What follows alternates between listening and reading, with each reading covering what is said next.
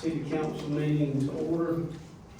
And the first thing on the agenda is a public hearing on our impact fees that we have on the agenda. And if you have signed up, you don't have to for the public hearing, if that's something you want to speak on.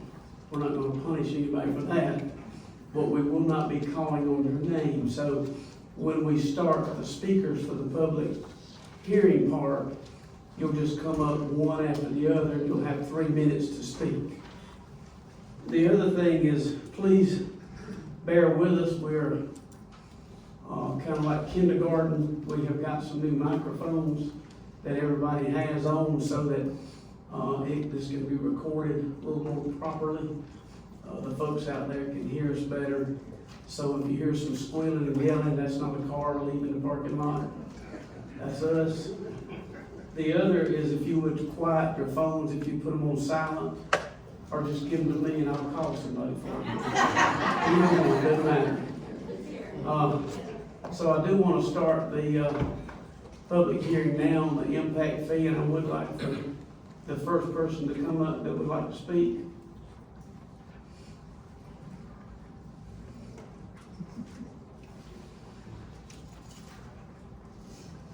Am I going first? Mayor and members of council, thank you for allowing me to speak. My name is Michael Day, and I'm Vice President of the Home Builders Association. My address is 5 Creekside Park Court, Suite H, Greenville, South Carolina, 29615. Let me begin by giving you the official position of the Home Builders Association on impact fees. We oppose them. And we acknowledge that they are illegal when they're done correctly.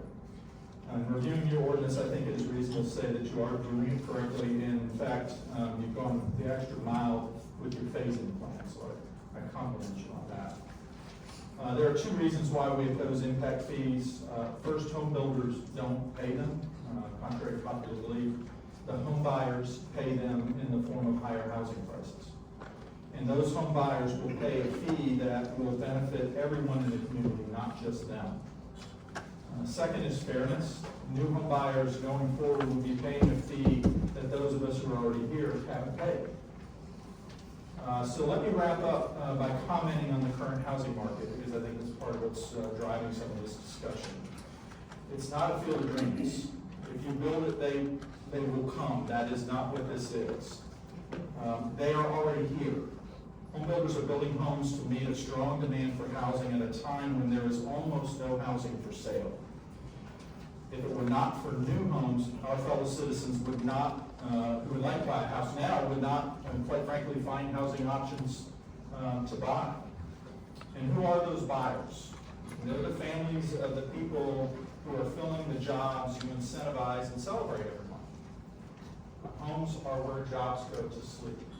And quite frankly, a lot of them are our children, many of whom are unfortunately already priced out of home ownership by an average home price that exceeds now $300,000. It takes $100,000 of family income to buy a $300,000 house, but the median family income in Easley is just $68,000. I think you can understand pretty well the point I'm trying to make. Impact fees don't benefit home buyers, but they do benefit those who are already here and already own a home.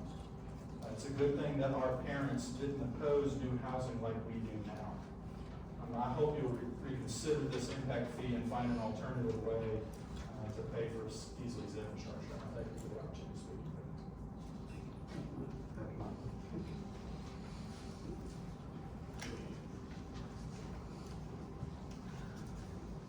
Mr. Mayor, Council, my name is Chris Bailey. I am the Government Affairs Director for the Greater Greenville Association of Realtors. Address 50 Airport Court, Greenville, South Carolina, 29607. As our position as well, we as an association are opposed to impact fees as well based on affordability, negative impacts on the market. I will say I would like to thank this council and Mr. Mayor. Y'all have been very transparent through this whole process. Y'all did a very diligent job of bringing a lot of people to the table, getting a lot of information and input, and so for that, thank you. We don't often see that with sometimes. But there again, on behalf of the 3,000 members of the Greater Greenville Association of Realtors, we are opposed, in theory, no, not in theory, we are opposed to impact fees across the board in any municipality, and that's what I'm here tonight to to be only makers for that. Thank you. Thank you. Anyone else?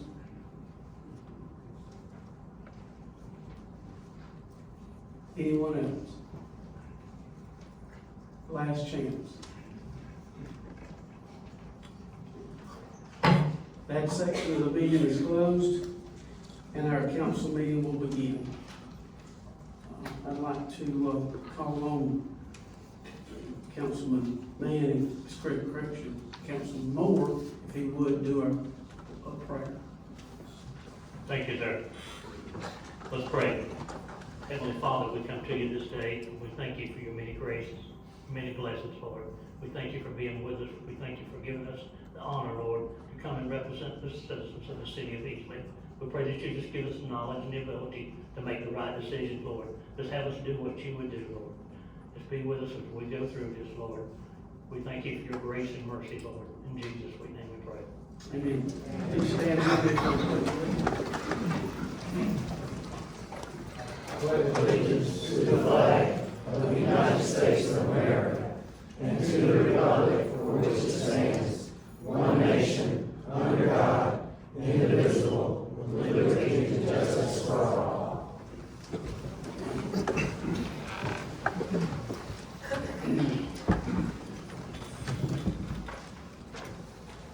Next item is approval of minutes. Are there any additions or deletions of the minutes? Hearing none, will still stand as written. Report from council members. Yes, sir. One, I'll be the guinea pig here and try this new microphone out. How's that? Closer, farther away? Good. Good. First of all, happy belated 4th of July.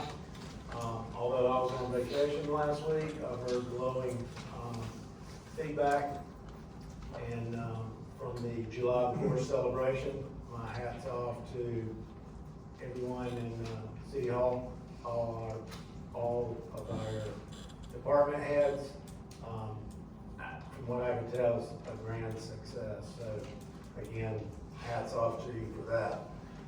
Secondly, update on former Mayor Backwell. He is doing better, getting stronger. He's in a rehab facility in Anderson. Apparently, he's looking for a poker game. Too bad my dad's not around to help him out with that. And then lastly, I just want to remind the citizens that our, as you know, our comprehensive plan is being updated.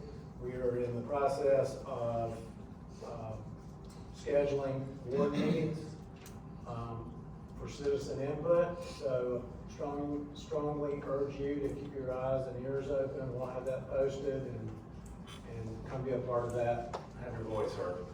Thanks, that's all. thank you. Ward 2. Okay, well, I had the opportunity, I guess you can hear me all right.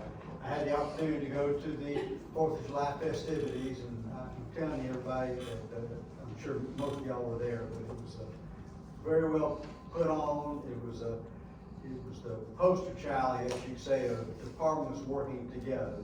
The police, the fire, the recreation department, streets and sanitation. It was a joint effort led by Chase, and it was well done, good.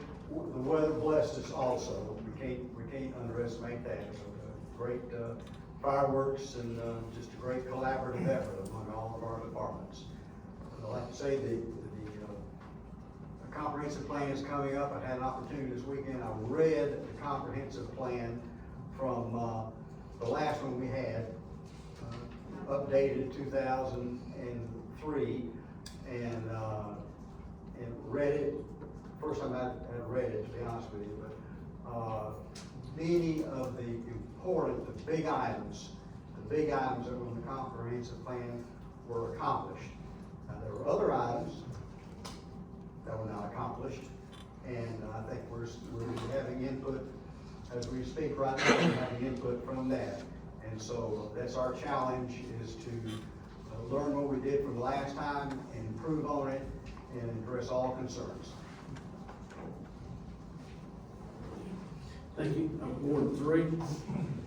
Well, I'd like to also thank all of the folks from the many departments in the city who worked on the 4th of July. I thought we had a lovely turnout. We're so glad to be able to get out and enjoy the outdoors and enjoy being around folks again. And everything was kept clean, sanitary, and I think very orderly. And I'm just really proud of our folks. I'd like to take a quick minute here to say that I used to be the floodplain manager over in Greenville. We're already into our hurricane season. We're at the 5th named storm. They're predicting more storms. There can be more damage to homes because of these storms. If anybody has a problem or suspects a problem, don't forget, you can buy flood insurance. We guard that very closely here in Easley. We do everything we can to keep the flood insurance rates down as low as possible. And don't forget to protect yourself. Your homeowners policies will not cover you for flood damage. And you've got to remember that when you're planning your estates. Thank you. Ward 4. Thank you for letting me speak. By the time it gets to Ward 4, on like 5 and 6, everything's been said, 1, 2, and 3. I had a chance to go to downtown Saturday, Sunday night, and what a crowd, you couldn't move. And everybody in our department, starting with Chase, planned it. It's wonderful. The bands were great. The citizens were great. Nobody was doing anything they couldn't do, but I seen them having a good time. They were very guilty of that. And our police department, sanitation department, the fire department, I've never seen the chiefs working together like they were. They were all running from place to place, trying to get stuff to people, helping people passing out from the heat, getting them help. It was amazing to see these police, what they did, and the fire. And I had the chance as chairperson this week to go down and view our new fire department with our chief, Matt Littleton. It's amazing what that new fire department looked like, what its capability is going to be, and how they're still responding out there. They had some response out of that building while I was there. So we're real proud of them. Also, I have a letter here that was given to me by our honorable mayor, received from Palmetto Plating Company, dated June 29th of this year, addressed to Chief Matthew Littleton, Fire Marshal Brad Owens of the Easley Fire Department. Dear Chief and Fire Marshal Owens, please accept my sincere appreciation for the timely response of the Easley Fire Department to the fire that occurred in our plant on Monday, June 14, 2021. Within minutes of being notified of the fire, your department was on the scene, quickly determined the nature and the seriousness of the event, and rapidly extinguished the fire and protected the building and equipment from further damage. As a result of your department's knowledge of the nature of their business, the amount of water used was minimal, and because of that, no chemical discharges from the plant occurred. This decisive action prevented environmental damages that could have spread to other areas, resulting in expensive remediation. And this event, that the city of Easley has a well-trained and equipped fire department with dedicated professionals and volunteers. At your convenience, we would like for you to come by your department to come by and visit our facility and become more familiar with the procedures and the chemicals utilized and stored at this location, the chemicals and processes. We can schedule this event in multiple groups to take a tour of the plant at your convenience. We welcome all suggestions that you make our plant safe. Signed, John Cutchin. Note, we're all lucky to be in Easley. Years of training paid off. Thanks for your support, John Cutchin. So I'm real happy with our fire department and their response, what they did. Thank you very much.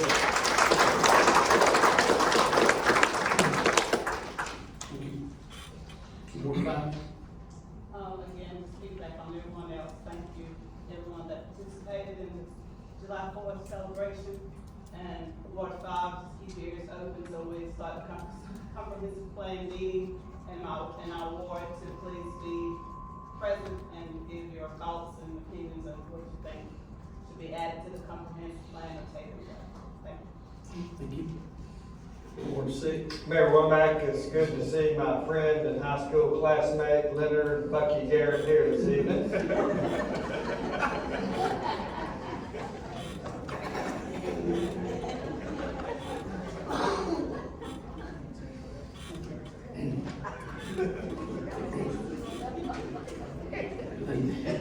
next item on the agenda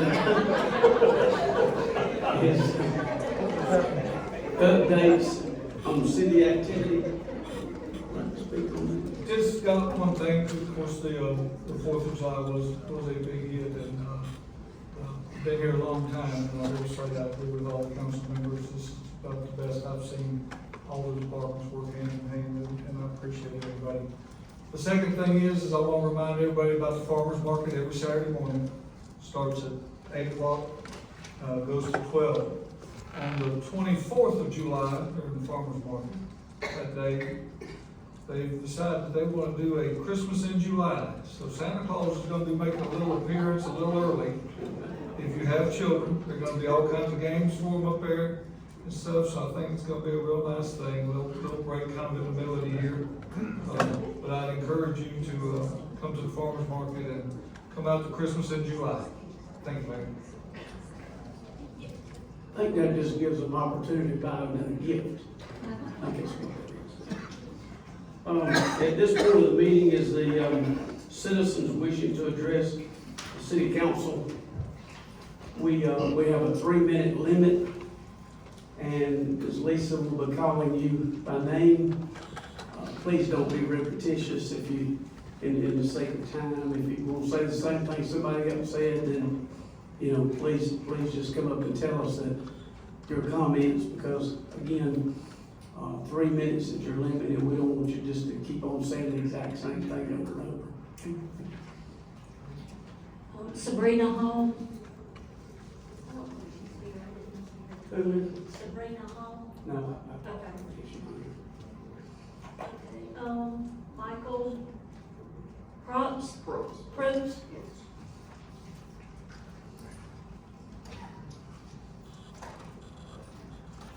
First of all, I thank the council for letting me speak tonight. My name is Michael Probst. I live in Middle Creek. And at the corner of the stops, down at Sheffield Road and Brushy Creek where it interchanges there, you got a 3-way stop sign. We need to see about putting a street light down there because it is dark at night, man. When you come through there, my daughters and all come through there a lot of times by themselves. And they say when they stop, they don't even really like to stop because it's so dark. So we need to see about we getting a street light there. So, and if anybody here knows what I'm talking about, you know how dark it is at night time. So, thank you. Thank you. Angela Dalton. Good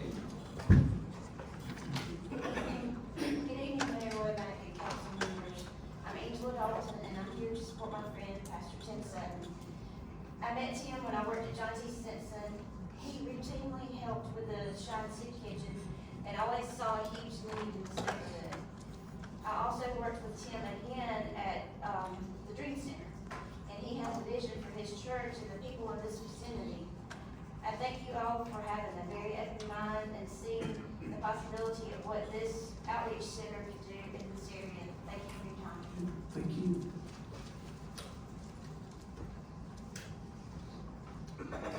Pastor Tim Sutton.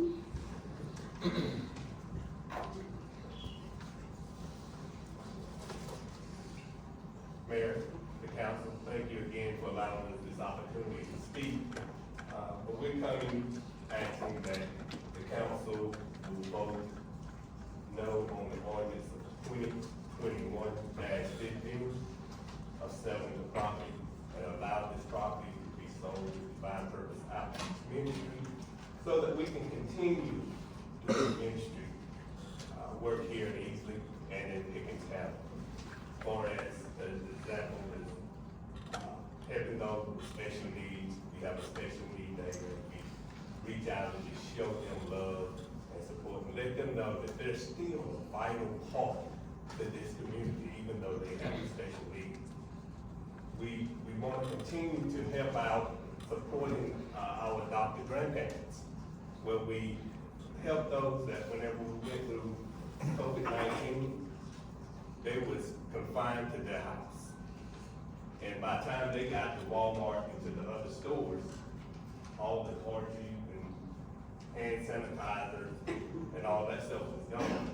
And so we were able to go out and we actually got hands and feet and help them and go out and pick up those products and take them to their houses. They're so grateful for that. And we want to be able to continue to feed this community. One of the biggest things we do is we feed on Thanksgiving Day, where we come together and we just feed the community, whoever is hungry. A lot of people in this community don't have families, and we're their family. And that's why I think it'll be vital for us to have this property, to be able to build a facility where we can reach out to them. Because I've asked several of them in this community, and several of them are here today. Their average pay is not $60,000 a year. It's $25,000 to $30,000. They cannot afford the houses that will be put over there, especially starting at $160,000. They cannot. So please do not discredit this community and allow this property to go and where these people will be forced out of this community. Again, thank you.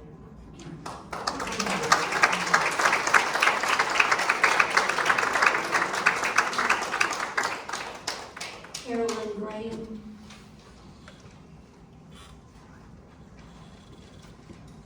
Good evening. I am Carolyn Graham. That's my classmate, I think.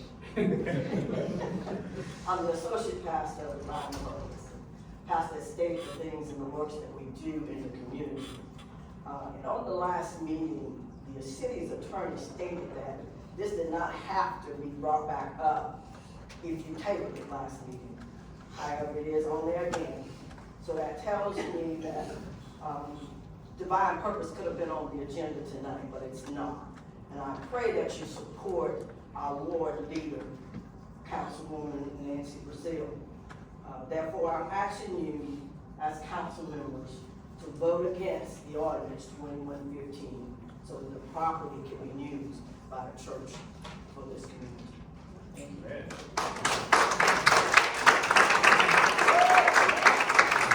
Mary Brandon.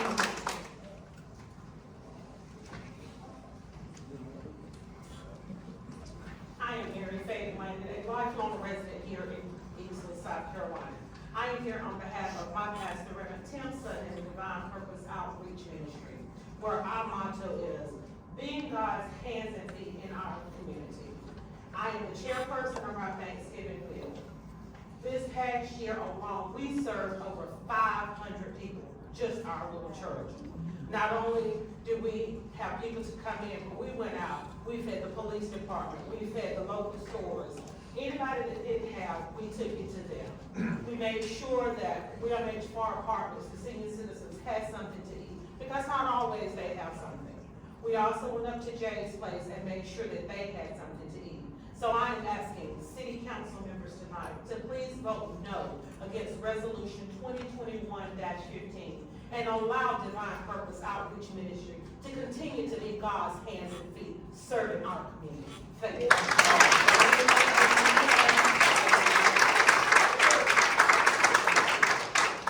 Sharon Lane.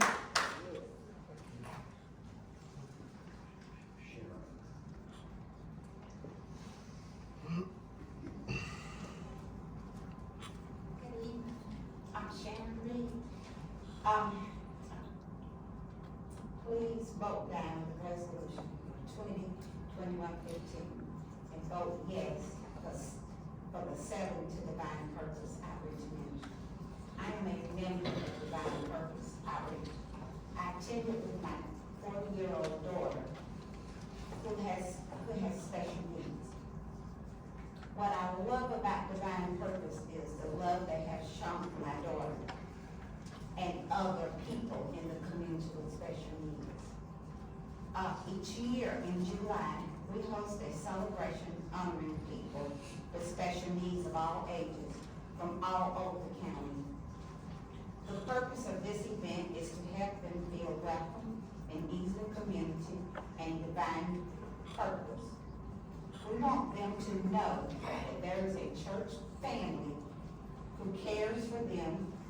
Having a permanent church home in the heart of Easley would give us the opportunity to serve Easley community and continue to do things like special needs events of a larger scale. We are hoping a spot at this land will allow us to do so. Thank you.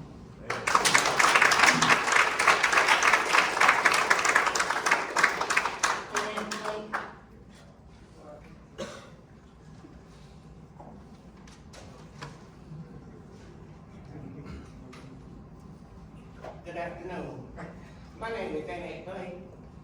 I am here to let y'all know that Divine Purpose Church is always there for us.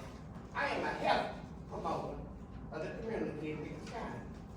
I do health fair, I do blood drive. Also, I do classes for the community, and it sure would be helpful. We have somewhere but I can have these things instead of me working with Tim, working with his schedule. It would be nice to have a place to go, and I wouldn't have to worry about that. But you all know that the community needs help, all kinds. So I'm here to stand here to say, please, please, vote down the resolution of 2001. Thank you.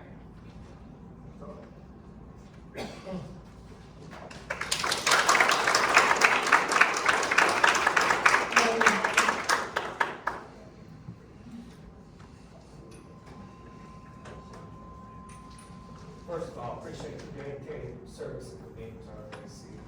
I stand here tonight talking about full support to Divine Purpose Outreach Ministry, Pastors Tim and Ron Sutton, Reverend Carolyn Graham, and to the entire Divine Purpose congregation who has consistently strived to meet the needs of this community.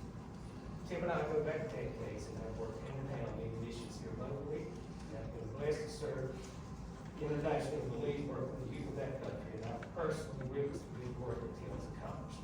I believe Tim has been blessed with skills that are greatly needed for a time such as this. His passion runs deep in finding ways to support and encourage our youth in the hopes that they one day will confidently step into leadership roles and become mentors themselves. Tim's efforts have no doubt impacted the young people that he has worked with in mighty ways and has opened new paths for his youth that has been previously closed. Through his leadership, a great deal of time, money, and resources have been saved in our city, allowing them to be spread across other needed areas. I know our leaders face daily problems, but I truly believe they would be much more prevalent and severe if Divine Purpose was not pouring themselves into the lives of many in our community. That is why, with the city's help, by granting land to Divine Purpose, it will provide them with the long-term stability needed to become the heart of this community. There is no amount of money that can be placed on profound work that has been done and will continue to be done by them. If this land is sold otherwise, the risk of gentrification is high, the new homes will not be affordable, and the risk of displacement increases. In order for United Health Services state's rapid growth within an urban area can also lead to the increased mental health concerns, disrupt social cohesion, and feelings of isolation will increase as the gap between current residents and potential new residents grow wider. Divine Purpose, as well as all of us, is called to a higher purpose than just to seek economic gain. Encouraging growth in spirit and heart, as well as desire to create positive impacts, lies at the forefront of their ministry. And I believe that if we don't seize the opportunity to grant the land to them, we will not only rob our community of the possibilities that this ministry can give, but we will be going against our very nature as brothers and sisters in Christ. You have in your hands the ability to make a decision that will create a powerful impact not only for generations to come, but for all of eternity. And I trust the right decision we make. Thank you.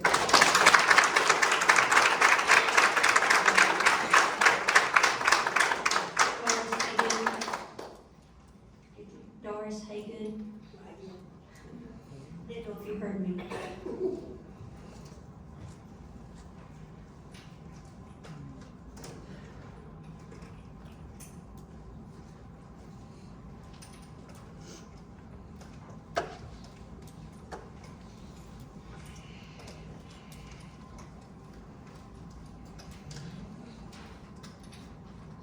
Good evening. Excuse me. Some of you recognize me and you know my name. But I'm here in behalf of divine purpose. My son went to church there, and he persuaded me to go to church there. J.A. Good. And I began to go to church under Pastor Tim. Been knowing him for years. Met him through his grandfather, who was a lover and a friend. Also, I worked with him in Mayfair Mill. I lived in Easley all my life. Good things to see and good things to share. Happy Hollow was a good place to be. Praising God, having good time, laughter. We have made so much change to our town.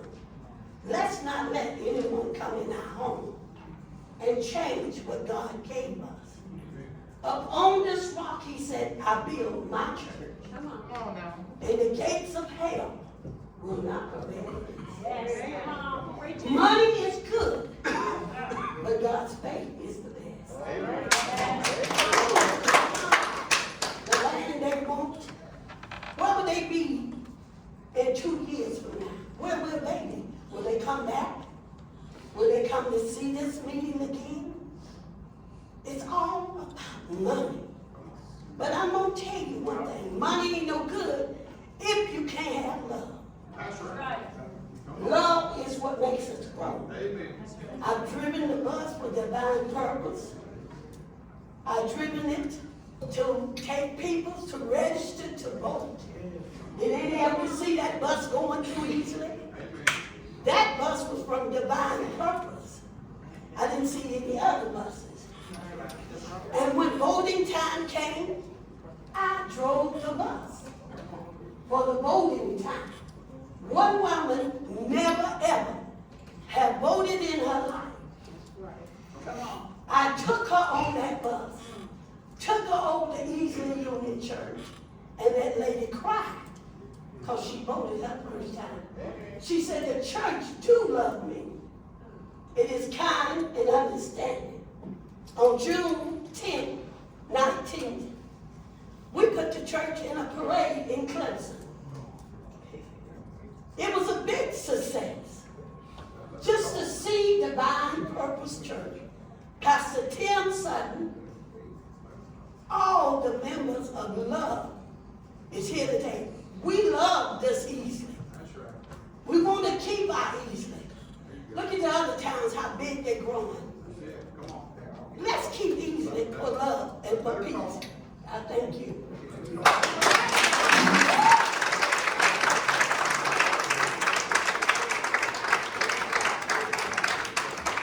I think, Pastor, you're going to have some competition.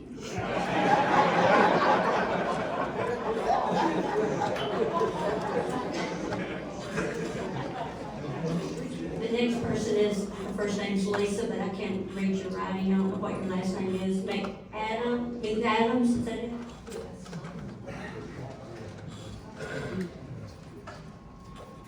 Well, good evening. I'm Lisa McAdams, and I'm here tonight to voice my concerns about the proposal,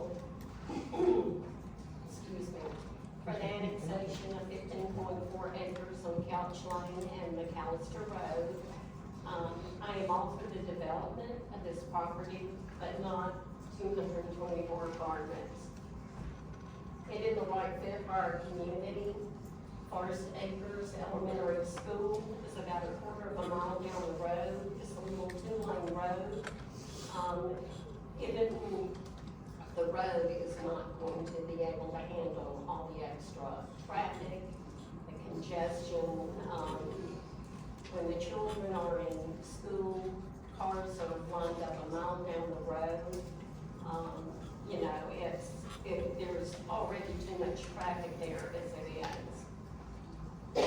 At the last planning commission meeting, Maria Petro made a motion to deny this annexation this week, and others followed suit. The planning commission listened to our concerns and agreed with the citizens of Easley. And I am asking that y'all vote against this apartment complex tonight. The zoning, provisions, I was looking at it in the Easley, city of Easley, number 3, the purpose of zoning, which I want to put this into an FRD, is to guide and regulate orderly, rational, and efficient growth, land development, and land use throughout the city in accordance with the comprehensive plan, including carefully considered goals which are beneficial to the long-term interest and welfare of the citizens of Easley. And I do not believe that this apartment complex of this magnitude is the right place. Maybe on a 4-lane road, which would be allowed if developed into the county, a divided 4-lane road, but not a little 2-lane road. It also says, number 5, one of the provisions is to ensure safe and continued traffic control and movement, including a reduction or prevention of congestion of public streets, convenience of access, and an interconnected and well-planned street system. We need to be selective about what we plan and develop in our city. We don't have to take everything that comes our way. Let's ask ourselves, is this going to be beneficial to the residents who have supported this community for years and want to retire here? And traffic does hurt the quality of life, so I'm hoping that, and asking you to vote against it. Amen.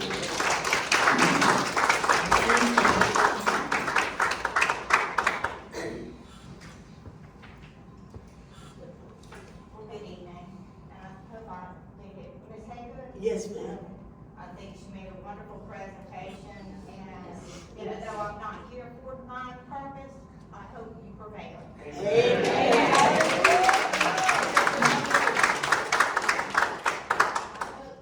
The message that Ms. Hager presented will follow suit across this project as well. Because people in this room, with the exception of the opposing side over there, we're wondering what we're supposed to do. Yeah, we've been told that if you oppose, you need to show up. Well, we've shown up. We've shown up so much so that the planning commission voted this project down.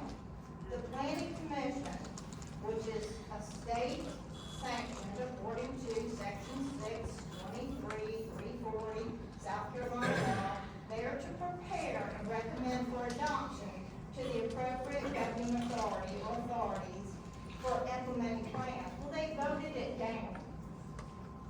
There's a reason for a planning commission.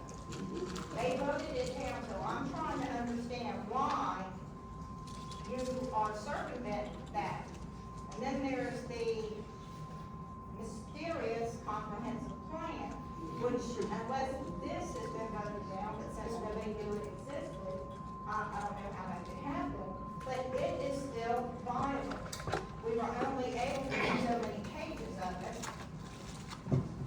But I'm asking for this plan to be tabled until you can review it to see if it's compliant with the existing 200 pages that we could only get 40 pages of. Then we're asked, why don't you come over our side? Well, what is our side? Amen. We're on Easley's side.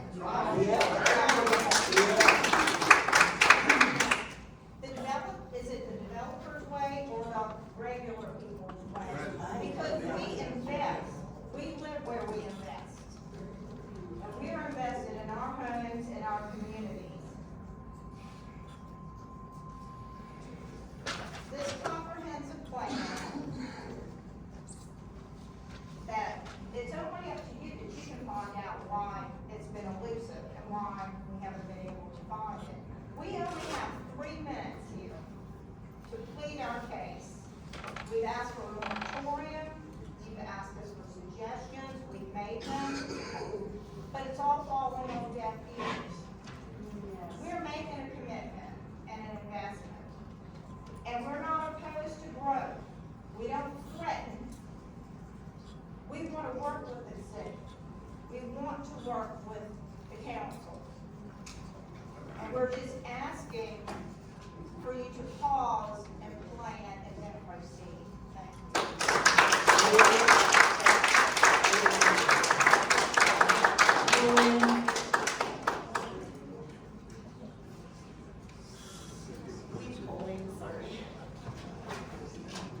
I'm Gloria Dillon.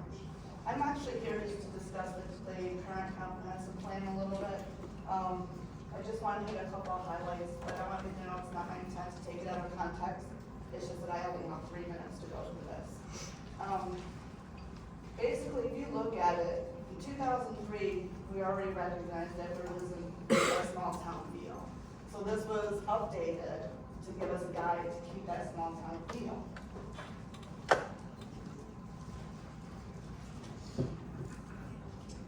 So if you look under natural resources, evaluation and design guidelines, there's some interesting things that I found. Although we are doing some of the stuff that's in here, there are a lot that we're missing. Designating certain areas to be maintained in their natural state as part of a larger development. E.g., designating 5 acres for 100 lots developed for residential use. That includes landscaping and buffers, not sidewalks and hardscaping. It talks about creating citizen committees to work with the planning commission, with the building commission, beautification. I mean, there's gotta be 7 of them that I found in here. None of which I could even find in Easley. I understand over time from 2003, people tend to wander away, committees dissolve. I would like to make, even though we're doing a new one, it won't be in place till 2022.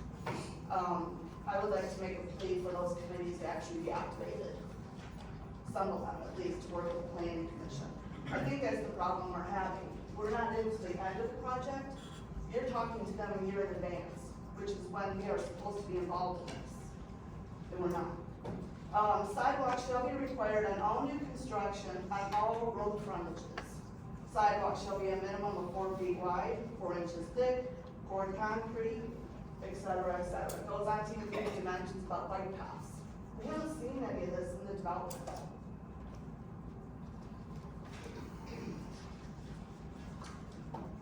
This one I thought of you, Ms. Webb, when I came across this.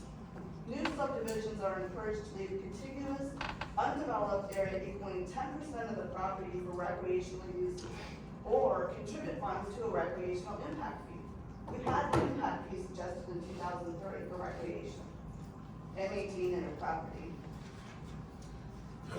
So basically, you can go through this whole document right here, and there are very specific guidelines. We don't have this. What I would like, and I'll volunteer my time, is to scan it and put it online so that we can all see what the current plan is. Because quite frankly, the planning commission has either not read this or they disregarded it, a good portion of it. And even though we do have the new one in place, or going to be in place, this one is valid right now. This is what your decisions are supposed to be based off of. These guidelines and these policies. So all I'm asking is that you just hold back on some of the large developments and then we put this online. I will literally come scan it.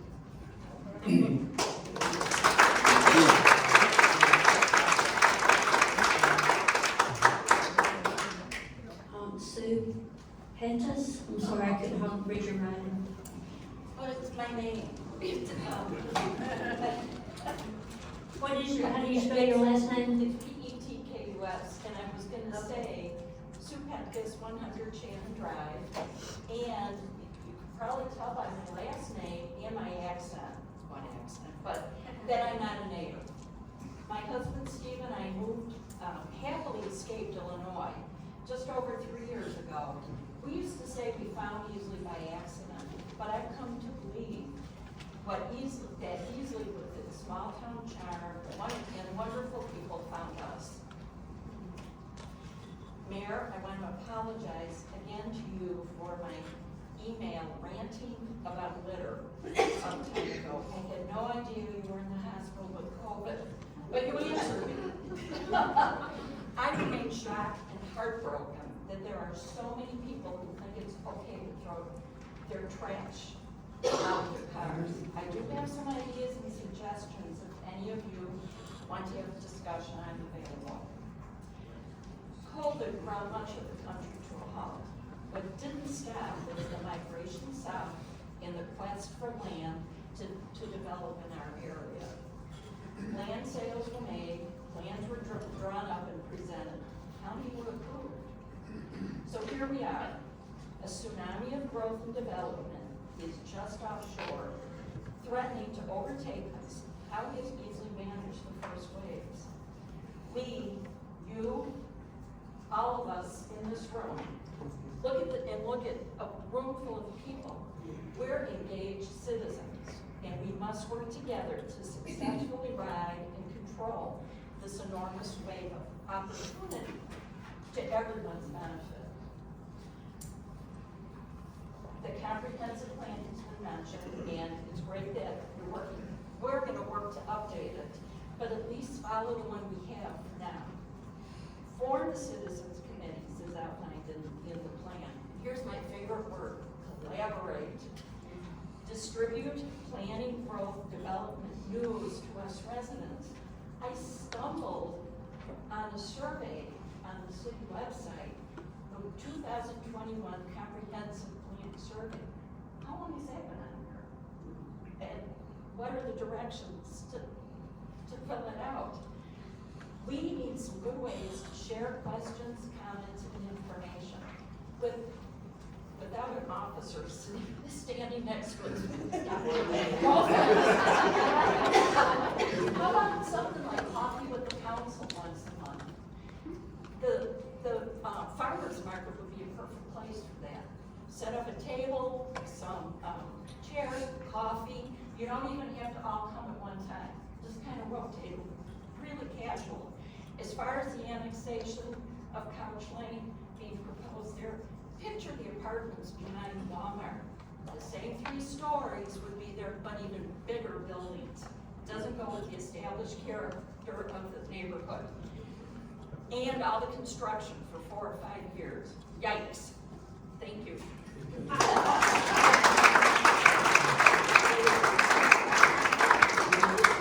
Is there coffee?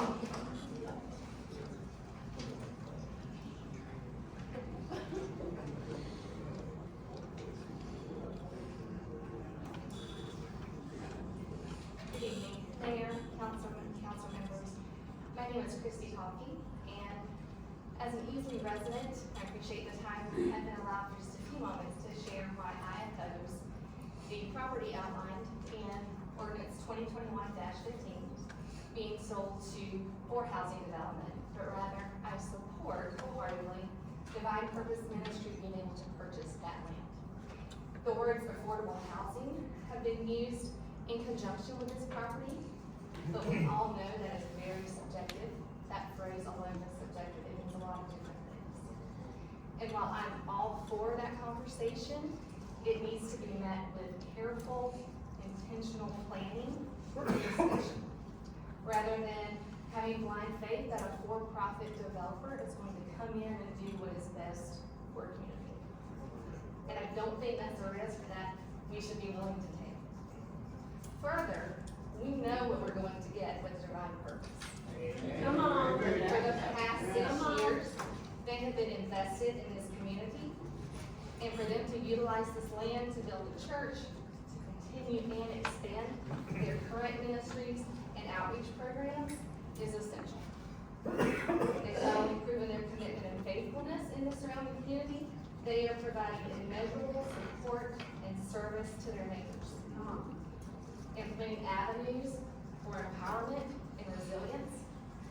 Divine Purpose follows a different church model than many by not being open just one day a week.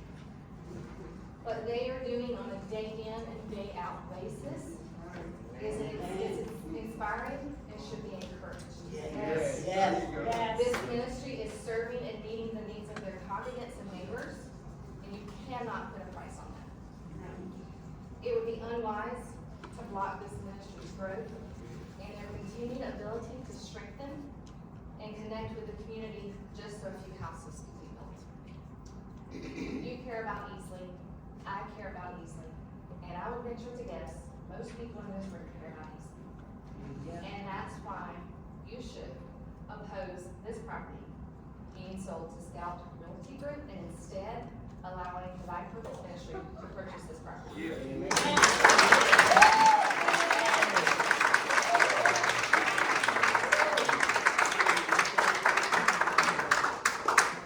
How did you know you were up next? Reverend Artist Beaver. Mayor, members of council, I stand, as did many before me, in opposition of ordinance 2021-15 as it's currently is listed in our agenda, the sale of the property of Scout Realty, but instead support its sale to Divine Purpose Outreach Ministry. Our city has been afforded an opportunity that many municipalities don't get. That's an opportunity for growth and development. Albeit a blessing, it can also be a burden if there is no vision, no plan, or no process to guide the growth and the development. Yes. Yes. Unfortunately, standing from a position of only monetary gain is not the position that this council should rely upon. It is your responsibility as elected officials of the citizenry of Easley, not just to do what is responsible, but to do what is right. Yes. What is right is understanding that making an investment in the citizens of Easley always outweigh gaining monetary financial investment.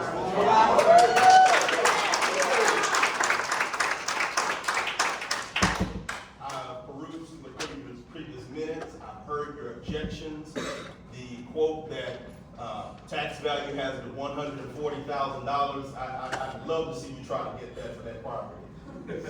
Some of you know this pastor. You know his history. You know what he's able to do. You know what he has done. Come on. Also, previously, gentlemen who are sitting here, don't shy away from what you've done in previous administrations. You've allowed the councilman upon whose ward the decisions are mostly based to help lead the conversation and guide that. Don't overrule this councilwoman just to be able to make a monetary gain from Scout Realty.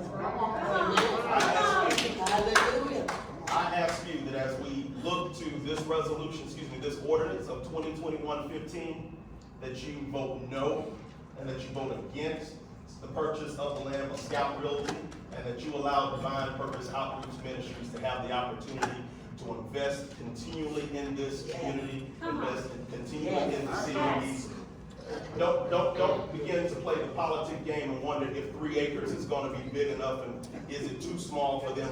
Give them the opportunity to prove that out. And allow them Thank you to every one of you for your time and your consideration, but always remember, it's not just about being responsible, but it's about doing what is right. And the city of Easley, the citizens of the city of Easley deserve your confidence and to do what is right in this situation. Thank you. Is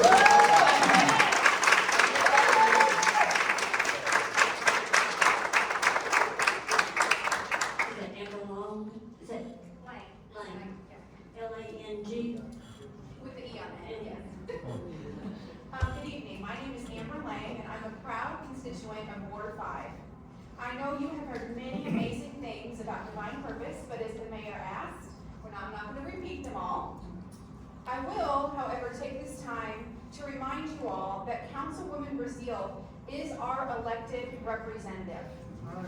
If she thinks this is a benefit for our community, then why would you vote against it?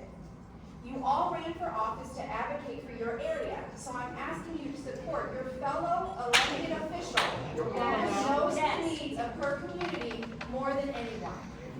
Ward 5 is not just a place for potential economic development, a place for the 4th of July celebration and new housing.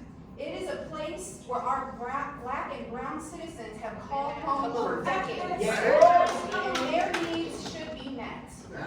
Please vote against ordinance 2021-15 so Divine Purpose can build a facility on that property.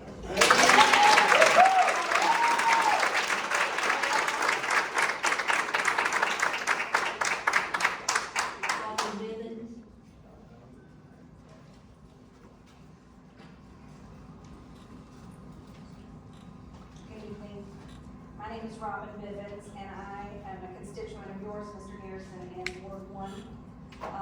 Pastor Tim Sutton currently mentors my son Preston, and I've seen a huge positive impact from his mentorship. And I believe that the community as a whole, all of Easley, not just Ward 5, would be positively impacted by mentorship and other outreach provided by Pastor Tim's church. So I'm asking you to vote against Councilman Garrison, I'm asking you specifically and the rest of the council to vote against resolution 2021-15 so that Divine Purpose can build a church on that property. The Bible says that where there's no vision, the people perish. And I support the vision of Greenville Outreach.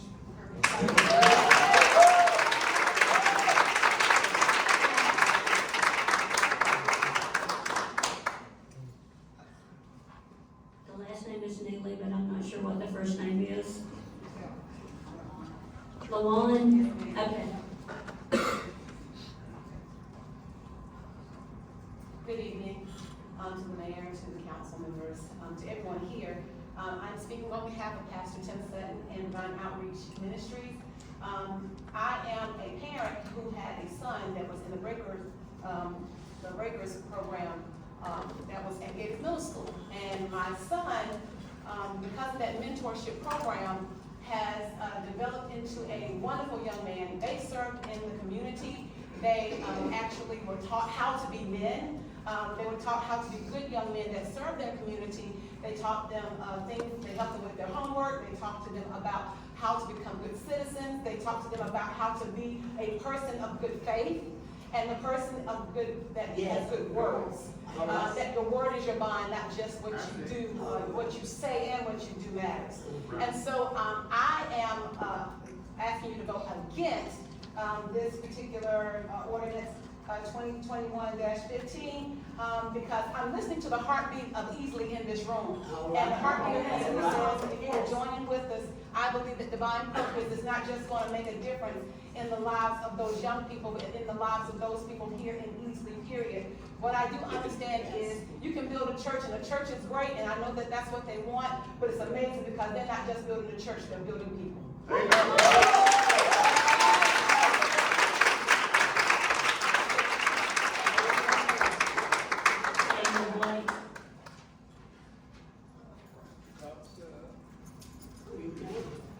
Good evening, Mayor and council members. My name is Daniel Blake, and I'm a Easley resident for, I guess, 30 some odd years, but I'm also a property manager for William Farr Apartments. I'm here on behalf of Pastor Tim Sutton. That church has reached out. I've been there for 5.5 years. They came out and whenever the pandemic hit, even before the pandemic, would make sure all my residents had food. It's an all senior living apartment complex, and I know a lot of times seniors get overlooked. Some people forget that, you know, they exist or whatever, but sometimes they're sick, shut in. I work with a lot of these church members that came and brought food, groceries. I know a particular church member that came and went and picked up prescription drugs. Some of these ladies couldn't even get out to go get their medicine. And also, I believe, you know, Divine Purpose has a purpose. And I think that they do need this land to build a bigger church that way they can reach out more people. And so I'm voting against, I hope you vote against 2021-15, and please allow Divine Purpose a chance to get that property. Amen.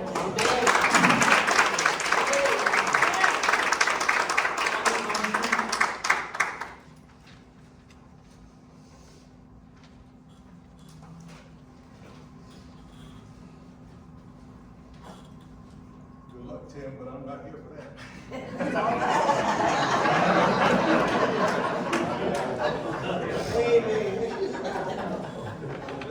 I live in Canaanland. Been there since the mid-60s.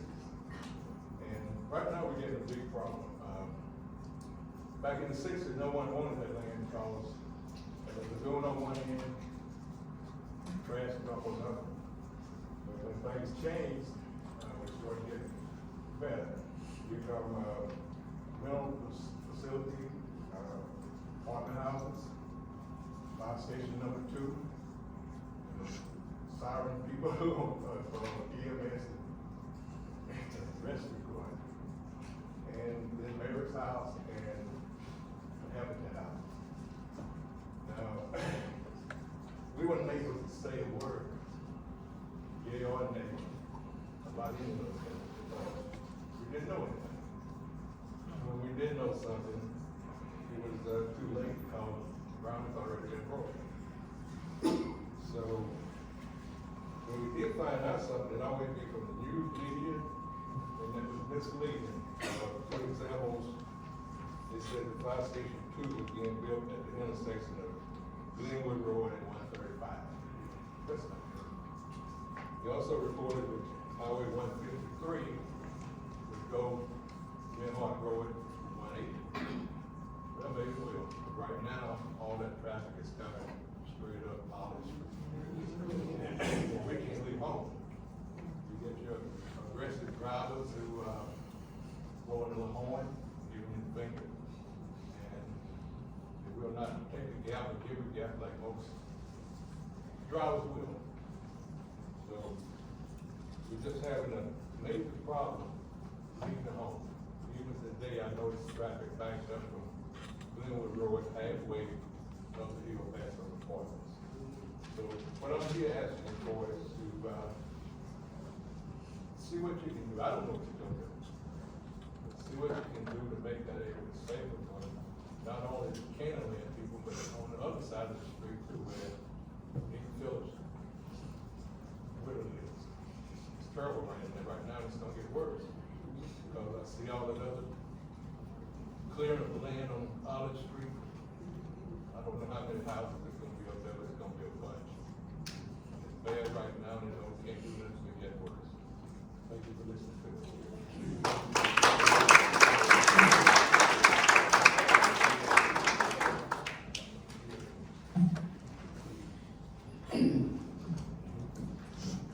That ends the portion of citizens wishing to address city council. We'll start with our business agenda, item 8, unfinished business. These are second readings. A is ordinance number 2021-13. And this is to adopt our impact fee. I hear a motion. Motion to bring to the table, please. Second.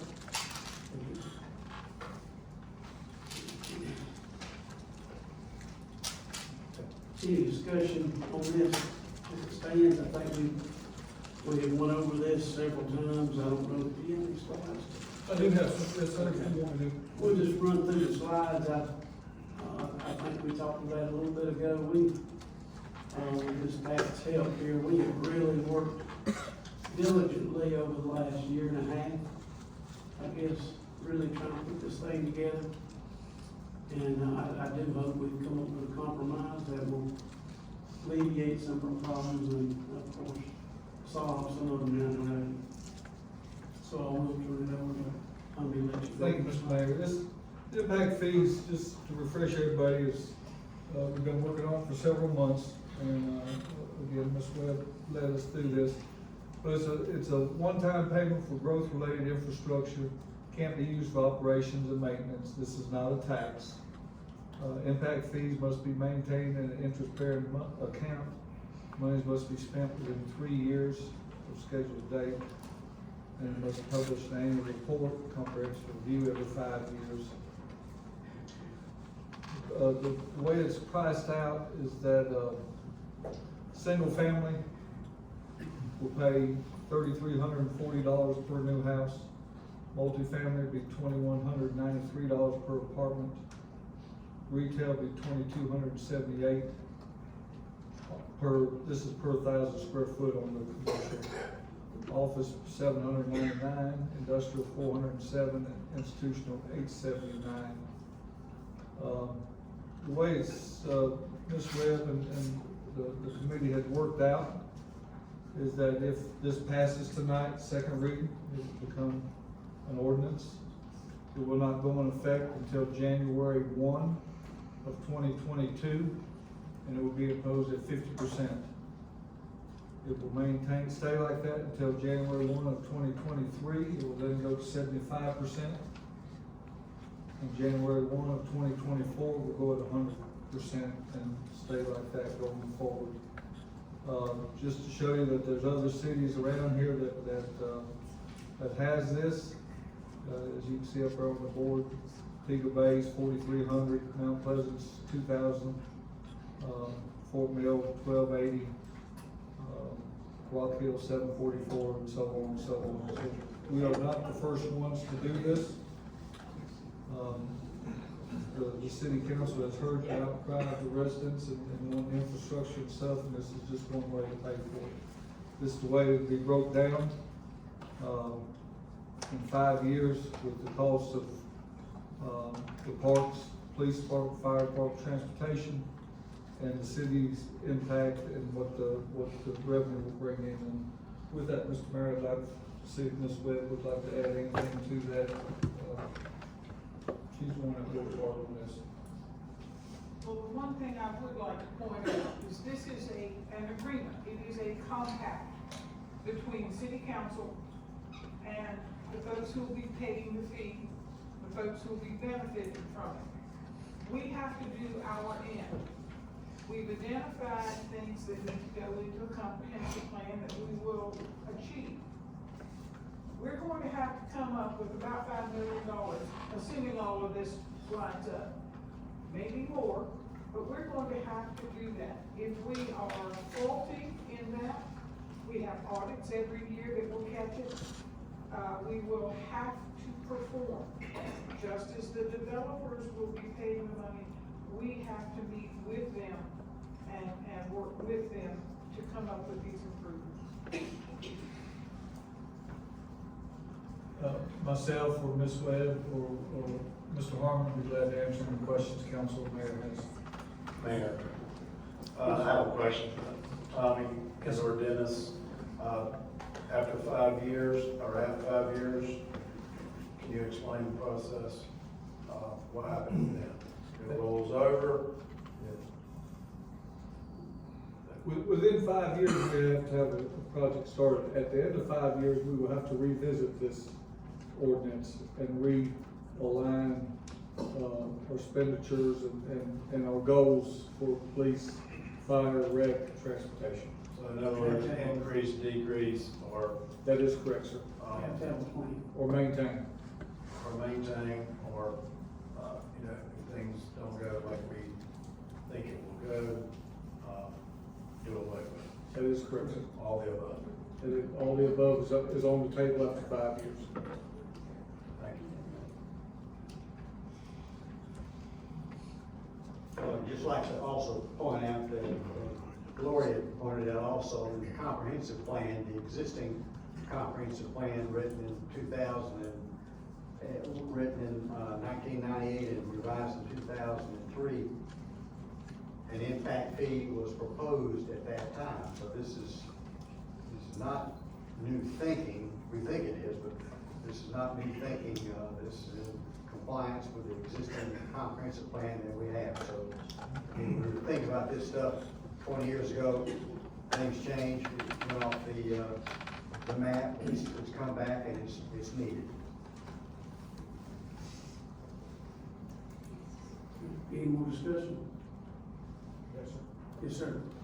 I want to thank Pat Webb and her committee for all the hard work that you have put into this project. I know it's taken a long time and you've spent who knows how many hours working on it, but thank you. Mayor Womack, turn this on. You want me to start over? Don't give a lawyer a microphone. So Pat, thank you for all the hard work that your committee did. I support the basic concept of the impact fee, Mayor Womack. If the new 200 lot subdivision requires the city to buy a new fire truck, I fully support that, or a trash truck, or however many police cars to support that. I'm all in favor of that. But if you look, or if I look at the details in the consultant's study, then those details cause me to stop and be concerned about what the proposal is. And the way I read it, the proposal is based on the assumption that the city is going to build 5 new parks somewhere. The city is going to build a new J.B. Red Owens Park somewhere, a new Doodle Trail somewhere, and maintain the same level of service, build another LEC and a training center somewhere, build 4 new fire stations somewhere, purchase the same amount of equipment that we have now for fire equipment, all of which I think is certainly needed or will be needed. And it's based on the assumption that the city is going to spend over $27 million on what roadway improvements, with $4.46 million coming out of the city's pocket. And we don't know where that's coming from. And when I look at those details, I come to a different opinion on how I will vote on this. And to me, I think it seems to me we're collecting the money and then finding out way to spend it. And this is a minor point, but I disagree with the statement that this is not a tax. I think it is very much a tax. Thank you very much.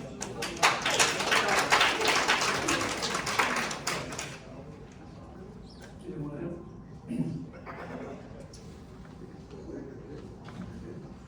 Call for the question. Call for the question. All in favor of this ordinance, raise your right hand. Any opposed? We have 2 opposed, 3 opposed. Right? 3. 3 and 4. Any carries. Ordinance number 2021-14, annex property on Caps Lane that will be considered FRD. I have a motion. Motion to bring to the floor for discussion. Second. And let it be known that Councilman Robinson will not vote on this. He abstains to this part of the meeting. Mr. Mayor, this is a second reading of 15.4 acre annexation to be zoned FOD. The owner has expressed interest to construct 215 apartments. There'll be 3 stories. Planning Commission did deny this in May.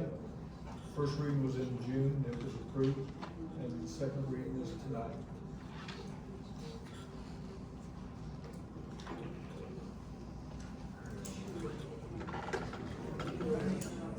Any comments? Yes, sir. Mr. Holcomb, what kind of planning commission denied this from the start with? Were there a lot of changes made to the plans? There was. The original plans was a 4-story. Holcomb took a number, it was 220-something apartments. After that meeting, the owner asked the planning commission to postpone for 30 days. And we took the plan back and worked with it, got it down to 3 stories, 215 apartments. In the work session, we brought up about a walking trail. There will be a walking trail over there.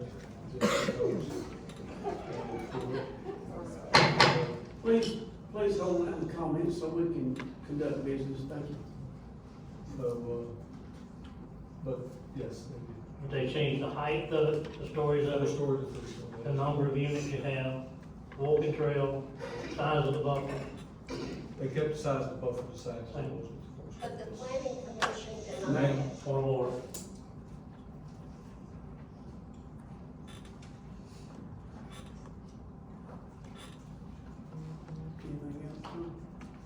no, sir. I'll be glad to take any questions. Mayor, I'll be glad to speak. Obviously, this is in my wards, not only in my ward, I'm invested in more ways than one. It's, I live on Huntington Road. This property will abut to my street. I've had conversations, obviously, many with neighbors, people in the neighborhood, even Mr. DePetro, even in surrounding neighborhoods. I've spoken to several of you here. I appreciate your input and your passion about this. And as I told several of you, I've struggled with this one as well. Would it be my ideal building or development? Probably not. I've looked at it every which way possible, upside and down, sideways, and I prayed about it. I've lost some sleep over it, and I will say this, I've had some really good conversations and the opportunity to meet some very nice people. For that, I'm thankful. Again, as I've said last month, I am going to vote in favor of this. I just believe that in the end, it is the best thing for the city as a whole. I cannot, in good conscience, leave that piece of property in the middle of our city limits in the county forever and ever with no tax revenue. I firmly believe that, well, we know it's going to be developed. And it's just my feeling that I feel more comfortable knowing what we're going to get than not knowing what we're going to get. And, you know, I don't know Mr. Lerner personally, but I've been told by some close friends that know him well that, you know, he's a heck of a man, and I don't doubt that. But I will say he did make some concessions, and the buffers and the setbacks are important, and I think have helped the plan, as well as the stormwater retention pond, which he has you know, agreed to increase dramatically as opposed to what would be required, and that's important. I also know that if it stays in the county, you know, if there's a fire or police call, and we're gonna show up, we're gonna show up first, I'm sure, unless it's luck and the county happens to be riding by. When that happens, or, you know, our fire department's just right down the street, and they're gonna get there before, I assume that's Croswell. You know, we have a receptacle, or a mutual agreement, yes, receptacle, sorry. Receptacle, I've got the garbage cans on my mind, sorry. So anyway, that's where I've fallen on this, and, you know, to you guys that are opposed, I hope you understand my position, and I certainly understand yours as well, but that's where I am right now. Thanks. Anyone else? Well, like he said, I would like to back up what he said, one way or the other, that land is going to be developed. I mean, it's going to happen, if it's in the city or if it's out of the city. But with it in the city, it does give the city a little control over what happens on that land, because we don't know what it could be. But this way, it does give us a little control. So it's going to be developed either way.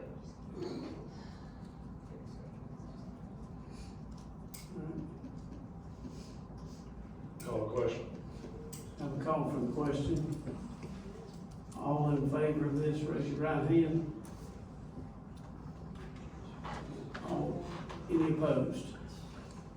Be sure to show Mr. Robinson did not vote. And that passes.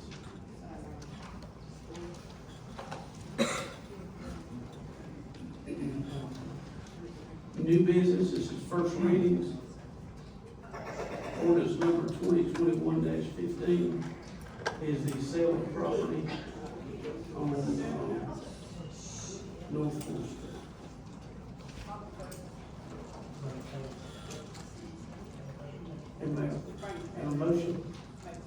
Make a motion. Second. Second. Yes.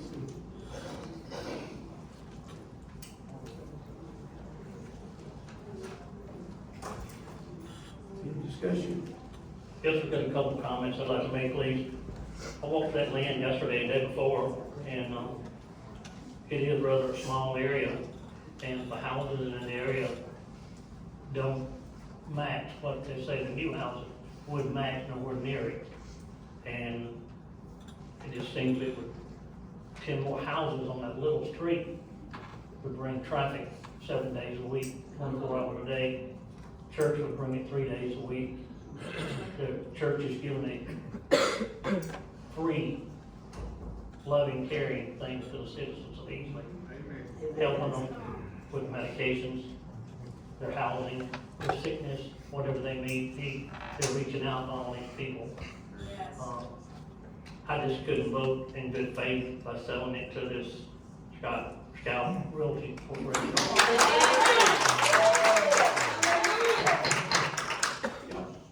Please let us conduct business, okay?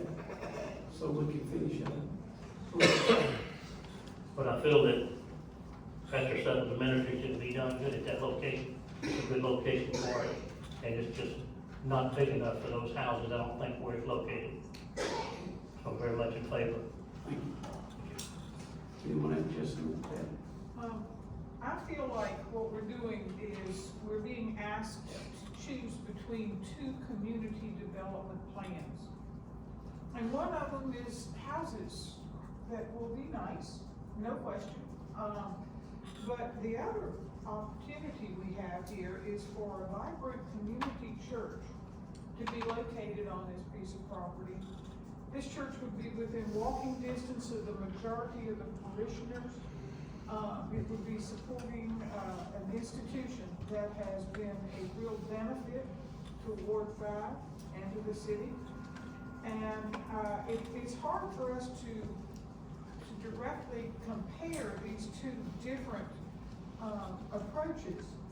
But I think that my feeling is that those houses that are proposed, while they would be nice, would not be occupied by the folks who were there before. That they are out of the price range of the neighborhood that would be there. And for that reason, I would like to support Ms. Nancy in this. And I think that's the way I would vote. Okay, you do understand what we have to do We have to see more. well, this ordinance will have to be voted down, and then another resolution will have to come to this. Just so you'll know that it's not a done deal. We just have to vote one down to get the other one voted.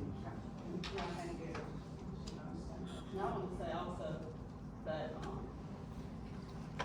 when I was approached with talking with Pastor Sutton with this became a passion of mine because, yes, it became a passion of mine because the church is who we are. And we live in that community, and church is what we do. And that's where we grew up. So, and there were houses there that were ran down, and people were in them, and they were living to just was not built. It was not there for them to live in. It just was not safe at all. And my thing is, I know they said the developer's gonna come in and he's gonna make a stipulation that they're to be sold, but I guarantee you, if they're not sold, they're gonna turn them over to the realtor, and guess what?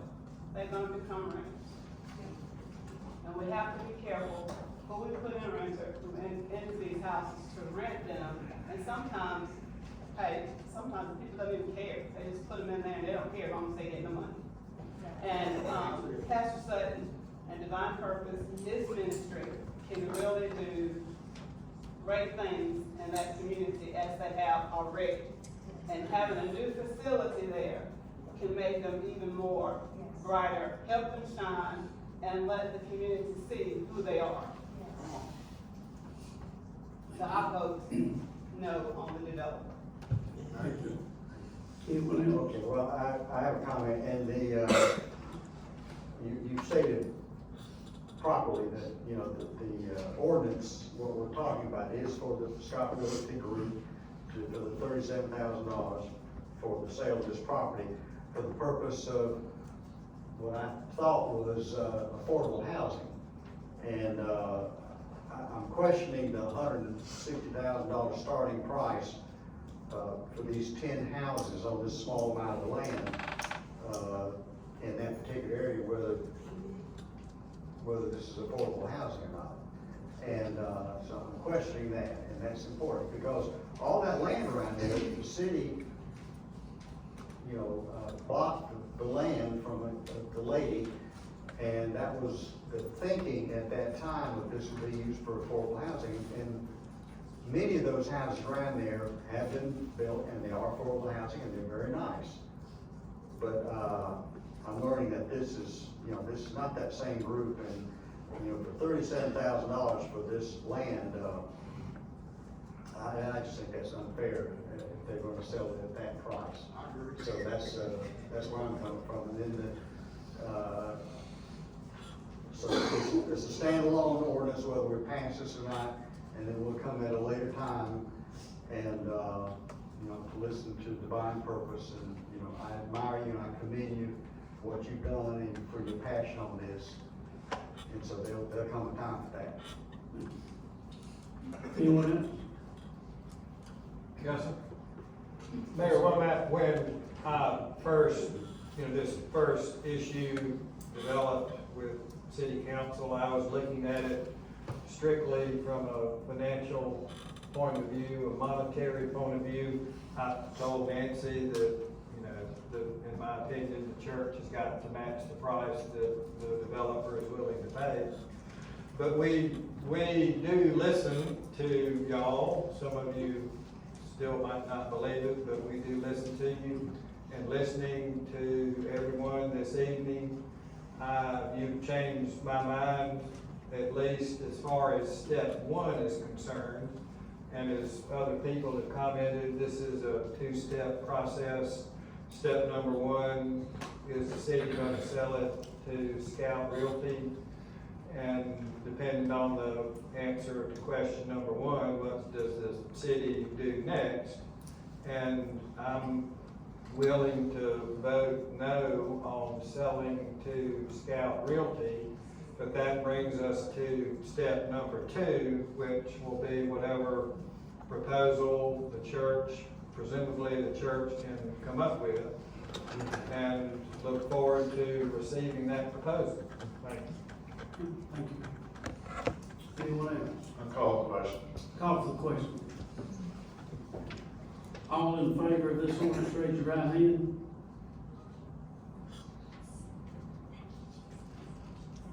Any opposed?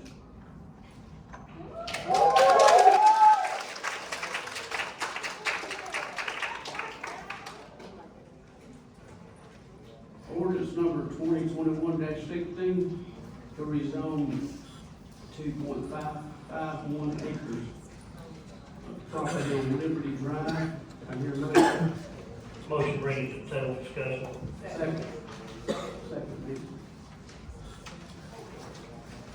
Mayor, this property is approximately 2.551 acres. It's currently zoned R10. They want to rezone it to GR2.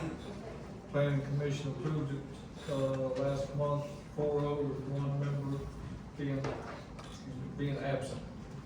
I can entertain any questions that the council can have about that.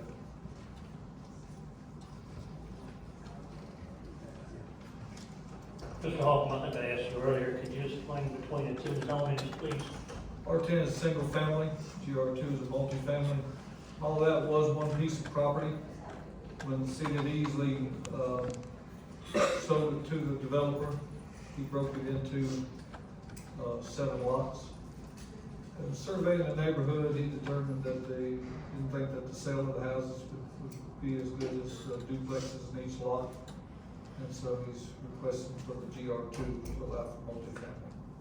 Would this make the residents be more expensive or less expensive for the citizens to get into? Timmy against. Would it make it any more expensive or less expensive for the citizens to move into? Mr. Moore, I'd rather let the developer answer that. I try not to get too involved in the price of things. We do have the developer here with us tonight, if you don't mind. Nick Franchina, and I've met with you guys before in the past, but this would make it less expensive for me to get into. It would be a rental units, and it would be probably between $900 to $1,000 a month for the rent. We went through everything before at the planning commission meeting, and we had some of the residents show up, and they were pretty excited to see something go there.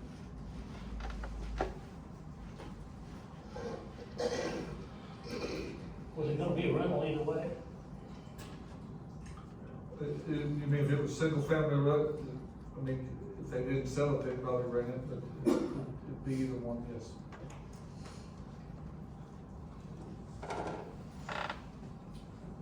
Any other questions?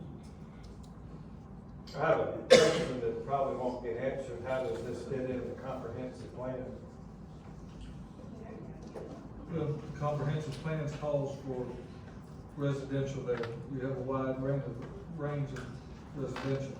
You have R10, you have 7.5, you have GR2, you have flexible review district. So, it was not ever meant to be commercial, I'll say that. The comprehensive plan is, it is a guideline, it is a map. It is correct. But a comprehensive plan is not going to designate a piece of property, whether it should be GR2 or GR10 or FRD. It will just it's gonna designate it's appropriate for residential and or appropriate for commercial. It's gonna guide you. Yes, but the final say still comes down to council. End of the day, 7 people make that decision. Call the question. Call for the question. All in favor of this ordinance, raise your right hand. Any opposed? We have one opposed. Here.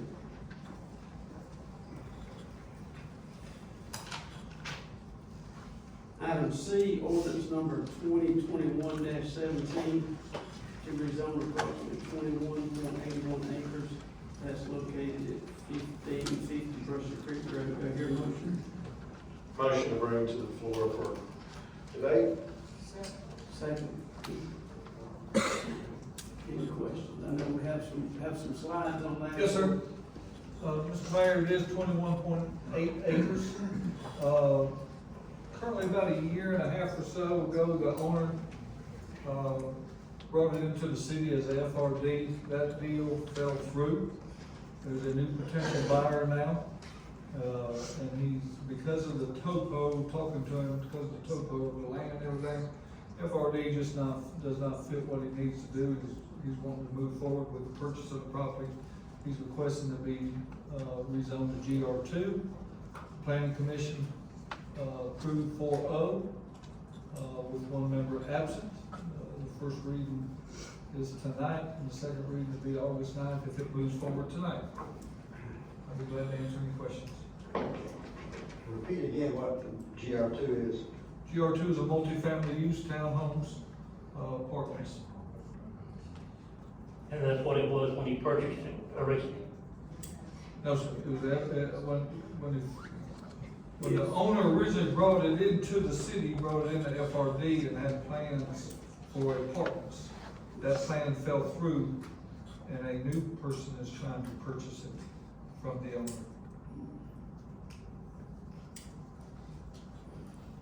Tommy, that piece of property, correct me if I'm wrong, it has a pond on it. That is correct, sir. Is that pond stormwater pond, or is that just a natural pond? I think it's more of a natural pond right now. I've got the developer here too, it's the same one. If you'd like to ask him any questions. That pond be, would it be removed or would it be left natural? Well, I've got the engineer with me here also, so I'm gonna let him speak to the water side. Yeah, so, my name is Daniel, with engineering here on behalf of the engineer too. It's an old farm pond. The plan is right now to remove it.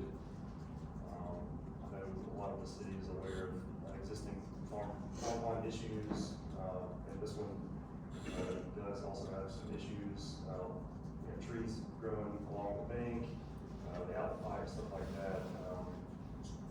Wetland consultant has visited the site, so we're working with a group like that, and then, whatever requirements are gonna be fulfilled by DHEC, we'll have to meet those two, removing the pond. But we will also be installing our own pond. Right now, we're planning on putting it to the back, the southwest, as TOCO allows. That pond, is it a natural spring cause of that pond, or? As of right now, that is water runoff from the streets, and if you notice, they'll fluctuate, you guys are seeing it in the summertime, they'll go down, sometimes it comes right back up. So it's not a spring fed pond. If it's a pond, that seems to me to be wetland. I'm not sure what the report has stated. I would assume that it would be. Richard Bates already took a look at it, and he has basically informed us that we can remove the pond with no wetlands or anything like that in place. I was gonna say, you can't just remove wetlands. No, absolutely not. Correct. It's not there. That's why it's not a natural pond. It's fed from the streets, the water runoff. So it's not wetlands? No, sir. The way I understand it to be wetlands, you've got to have hybrid soils, you've got to be wetted a certain number of days during the year, and you've got to support that hydric or those wetland plants. So you've got to have all three positioned there. Rodney told me that. Okay. Will that be stormwater? Is that what that would be designated? This pond? I don't really know what they designated farms, what the description of a farm. Should have been there, yeah, I mean, it's just a little area that's. Yeah, it's just. I mean, I've seen it right up totally before we have it drought. Any other questions? So when the time comes for, approval, it has to go through the staff anyway for approval of the plans and things like Staff that. and DHEC, that is correct. Okay, well, let's just keep in mind, some of our earlier conversations on 10% utilization of, green space and, sidewalks if it's appropriate in your area. Bicyclists, let's keep all those things in consideration that was carryover from an earlier, comprehensive plan. Yes, sir. I know it won't come before us again, so we just got to be cognizant of that. Just Call the question? If I may. Oh, sorry.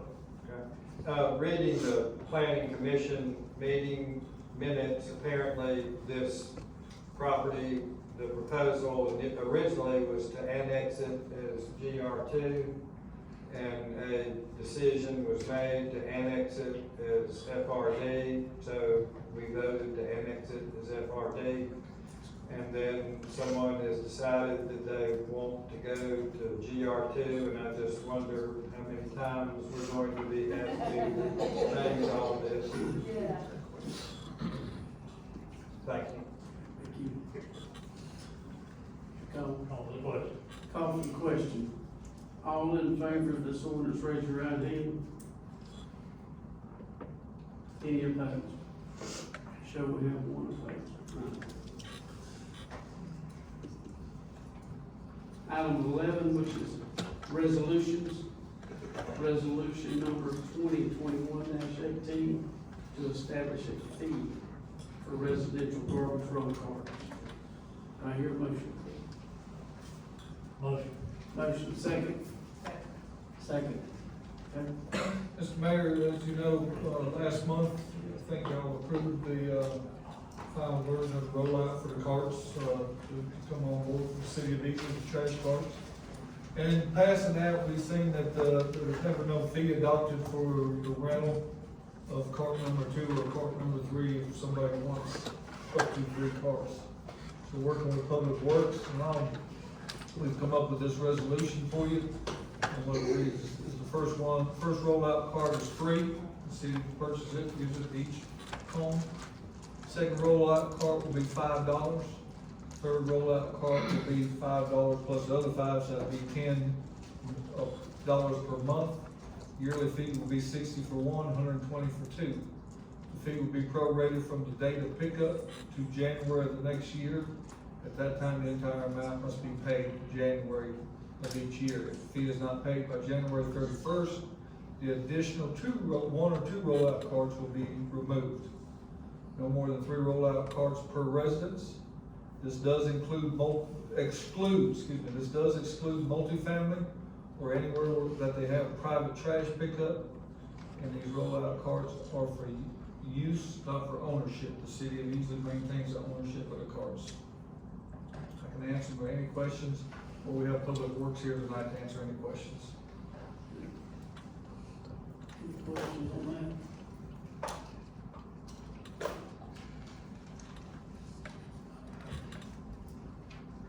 None, on that motion? We're gonna have an update from Public Works on the. Questions? Oh, okay, I didn't hear, I'm sorry. All right, we have a call for a question. All in favor of this resolution, raise your right hand. Any opposed? None opposed. I will call on, Public Works to step up and give us just a brief update. We're still researching. Keep.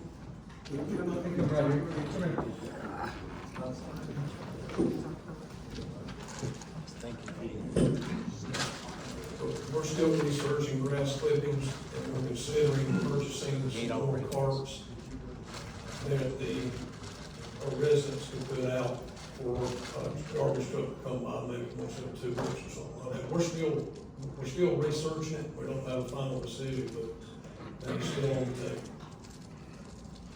Thank you. Jim, did you hear that? No, sir. Good. It's something to make you happy. We're still researching on the ways to keep equipment, so. I heard that. And we may have a solution. And we may have a solution, yes. You're welcome. Motion to adjourn.